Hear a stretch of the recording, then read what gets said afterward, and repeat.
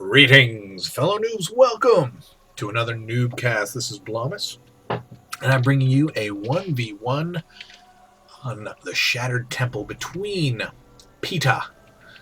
Pita is in the Pita you eat, as the red Terran pieces.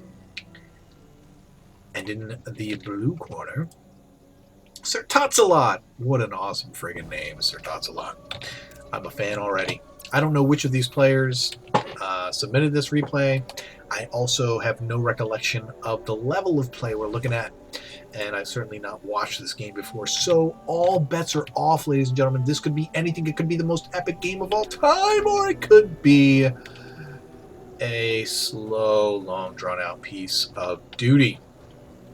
That being said, welcome to NuubCast.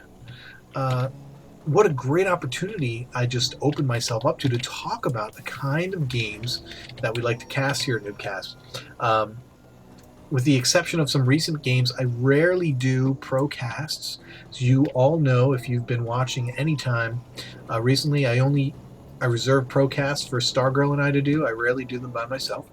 But they are the kind of casts that Stargirl and I will do together, mostly because those are, Stargirl's kind of a gimmick, so, even though she loves the game and loves to play the game, when we cast together, it's not very much about the game, though we want the game itself to be entertaining. It would be really, really hard to watch, probably for many people, to watch Stargirl cast a bronze game, although she'd probably say a lot of interesting things. We'd all get really frustrated probably fairly quickly, I'm sure.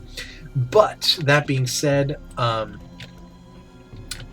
just want to go through just the concept, the philosophy we have here at NuubCast, which is, as we see the scouting probe, we love lower level play, not because it's great, but because there are people who are trying really hard to do well. People who are making mistakes, making basic mistakes, making macro mistakes, making micro mistakes, things we want to point out, things we want to learn from, things that you're never going to see happen at the pro level. And we want to isolate those things when we see them. We want to draw them out when we see them, so that I can learn, so that you can learn, because we're all noobs. Unless we're pros, we're noobs. So, bronze to masters. If you're not making money at this game, then you belong here with me as a noob. And we're getting good information here as an SCV, rolling through here, seeing what's going on in the Protoss base, which ain't much at this point.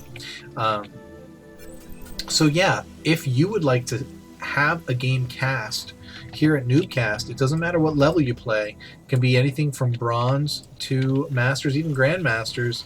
Heck, if you have seen an awesome pro game that you'd like for me to cast, by all means, send it in, noobcasters@gmail.com.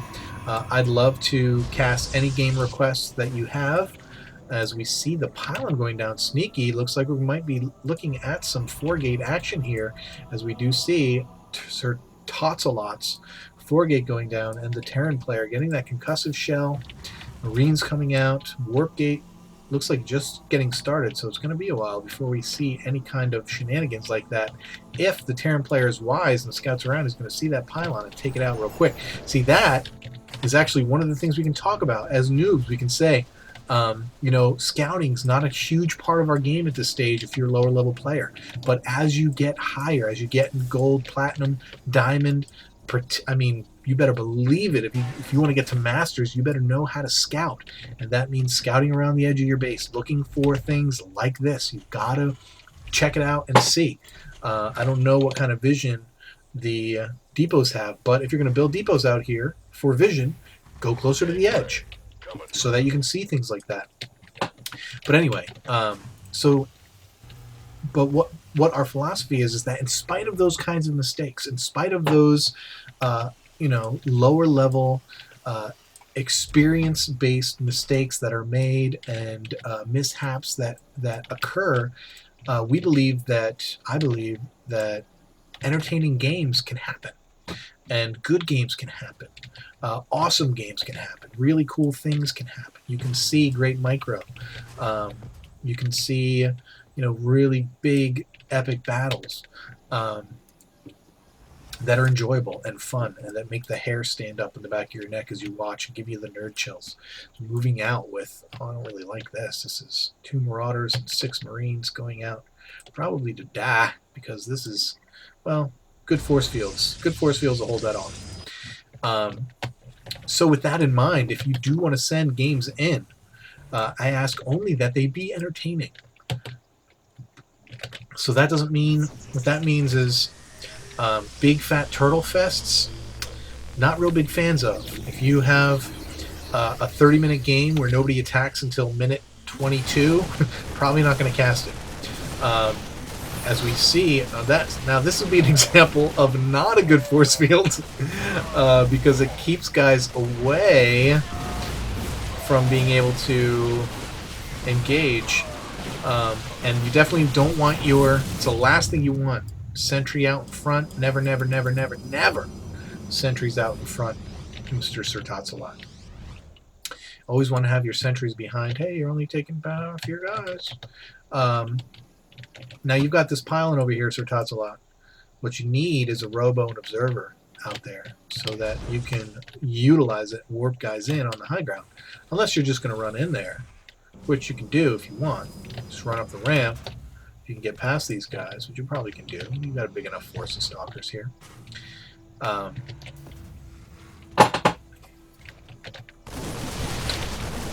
you've got no vision, so you're going to have to walk away. But this is good. See, we're at 9.5 minutes. We've already had 2 nice engagements. Not the wisest engagements, but we have to see people use their brains, react. Not a big fan of that Guardian shield just because of, I mean, you just clearly overwhelmed them. You can't see how many units he has, but I can, and I can tell you that. And you should know, since you just wiped out his force back at home, that you should have an overwhelming force. But because you couldn't see it, you had to run away, and that's cool. I get it. You should have expanded behind that, which you did do. Good for you. You still have an advantage supply-wise and army-wise. Take a look at the unit count. You also have a drone advantage. However, of course, as we discuss all the time, mules will bridge that gap. A fairly significant harvester gap can be closed with mules. So yeah, if you would like to submit games, I want you to submit games. I just want you to be judicious in the games that you send. If you send me 15 games that you played today, I'm not going to watch any of them. I'll tell you that right now, because I want you to be discerning and send me only the good ones, only the ones that you felt like, oh man, that was good. Really felt like there was a lot of action in that game. You know, I had goosebumps playing that game. Really thought I was going to win, but then I lost. Really thought I was going to lose, but then I won. Things like that. That doesn't happen when you both sit back, macro up for 30 minutes, and then there's one huge attack and the game's over. No one wants to watch that. Also, a lot of people have been sending me team games lately. I love to play in team games. Casting team games is really, really hard. So if you're going to send me a team game, I'm going to be extra judicious. And if it's a long team game where there's not a lot happening, again, you know, for me to cast a team game, it's going to have to be special because it's really hard to do. And very few people, even the pros, it's very hard to do that well. So, you know, really what I want you to do, I just want you to think about your games. Think about the games that you want to submit, and because I want to trust you guys as an audience. I want to trust your judgment in games, so that I don't have to think about them. I can just load up the next one in my queue and just go for it. I don't have to stop like halfway through and be like, ugh, I can't cast this. This is crap, or anything like that. I don't want to do that. Now you've got the observer up here. You can link up here and do all kinds of damage. Sir Tatsalot. Hey, PETA. You gonna move out there, bruh? Is there any stem or anything? There's the stem. And lots of Marauder. Bad positioning. The bunkers actually... they're both getting... They're both... Oh, this is just bad positioning. If I'm Sir Totzala, I'm going to back up and use this extra space to get a concave and make him get... Oh, that was so terrible. I mean, it was a good job by Sir Totzala. It was a good attack, I think. Just bad positioning for both of them. First for PETA getting sandwich right here between his own barracks, and then for Sir Totzala getting sandwich here by this barracks. Tough positioning there. And this planetary fortress at your natural, I guess if you are below like diamond, below platinum, I'm going to say okay. Maybe even below gold. But above that, that should be an orbital command. You need the economy. Oh, and down goes the Observer. Look at this. Getting the high-sec auto-tracking, increased distance on those missile turrets. The Colossus going to be en route. Protoss is not getting anything right now. He should be... these guys should be out breaking down rocks, whether it be here or over here. Protoss, you need another base right now. You only have 4 gates on 2 bases. You should have 3 more gates. If PETA attacks right now, if he decides to ball it up and go, you are in deep trouble, brother. It's going to be hard for you, even with that one Colossus that's coming out, because it's going to be tough. Gonna be tough. You got any upgrades coming out here? Just the blink. No forge on the field for Sir Totzala. How about over here? We do have +1. Got +1 infantry, armor, and weapons. Pardon me while I take a sip of my beverage. If you live in the Northeast, it is flippin' hot. Flippin' hot. Good on you, mate. Going out, take down that third. Get her done. And probe trying desperately to do something. Second Colossus out. Now, after I just said, if PETA waits too long to attack, he's doing good, he's macroing up, he's using his buildings, he's making lots of guys. But if he waits too long, oh look, that third. Going up in the main, little ninja expansion. If he waits too long, if PETA waits too long, the Colossus numbers are just going to be overwhelming. I think this third one, with looking at this force, yeah, it's too late. PETA's already too late. This is one of those things we're talking about with timings, particularly now that Thermal Lance is done. 3 Colossus. Oh, poorly microed. But sitting back here like that, you can just decimate even this 1 Colossus. But because of... Yeah, this was BAD.